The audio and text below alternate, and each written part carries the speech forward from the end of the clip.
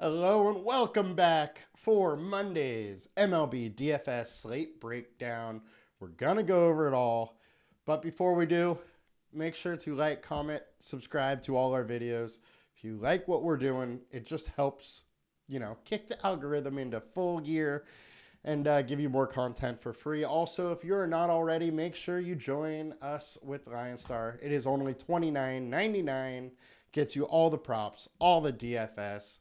We've been killing it on our prop show, and that is just because of Props AI. And if you don't want to do the $29.99, you can do one of our promo offers and get 2 to 6 months free of LineStar. Now, let's get into the fun. We got 7 games tonight. We do have a Colorado slate, so majority of the ownership is going there. It is also decent weather in Colorado. And let's get into the pitcher projections here. No surprise, we got Luis Castillo, highest owned pitcher, as he should be. He's going against Oakland, who isn't very good and can't score that many runs, and they strike out a lot, almost 25% strikeout rate versus righties. So you got to like that. Low WOBA, pitcher-friendly park. A lot of reasons to want to go with Oakland. The only reason not to go with Castillo is he hasn't been that great lately. 4.6 FIP over his last 5 starts. And the strikeout rate slightly down. Not too much at 26.4 versus his 27.8 over the last 20.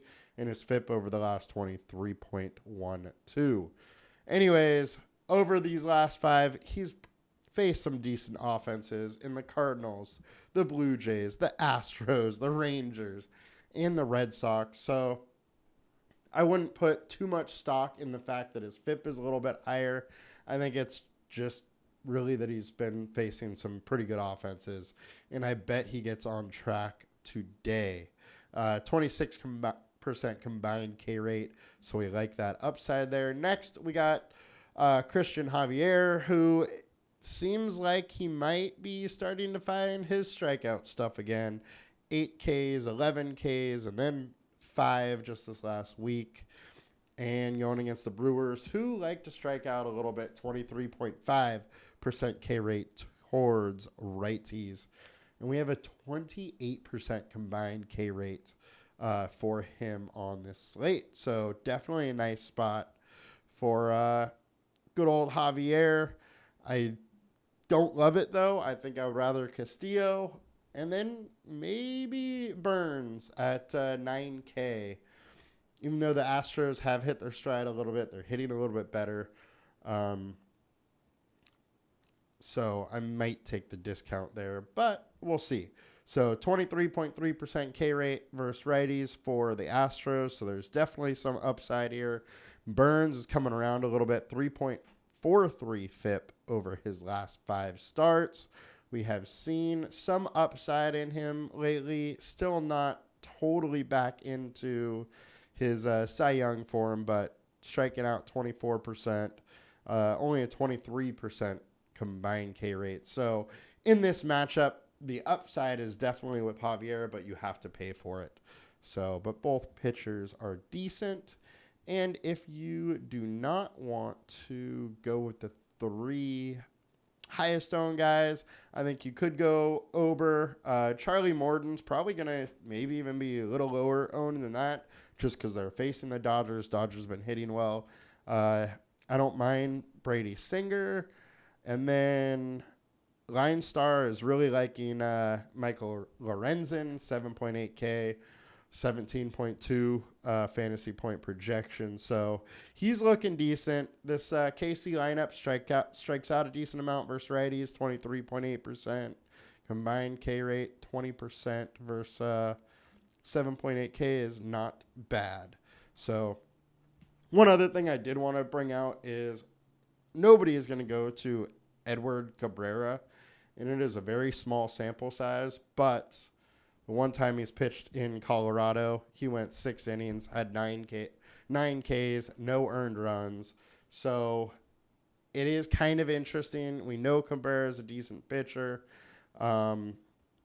it's just a very boom bust spot. The combined K rate for him is 30% in this matchup. So if you're feeling a little risky, you can go there. And let's check out the FanDuel ownership here. Now, highest owned FanDuel, Castillo, as it should be. Javier right under that. And underneath Javier, we have Burns at only 10% and like $1,000 cheaper than the two higher guys.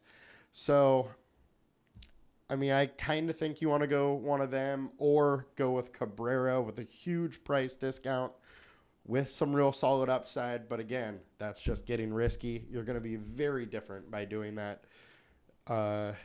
But it is definitely an option on the slate. Now, let's get into some stack attacks. The highest owned for today is going to be Miami in Colorado. It's likely Chase Anderson on the bump. Looks like it's official now. He hasn't been that great. 4.19 FIP over his last 5. 4.22 over his last 20. This Miami team is decent. I picked Soler as my home run call today. Definitely like him. It's just that it's not a super potent offense. Ownership is going here. You know, you can definitely get off it. But 100% ownership on 5 guys isn't too bad. It's not like they're totally over-owned.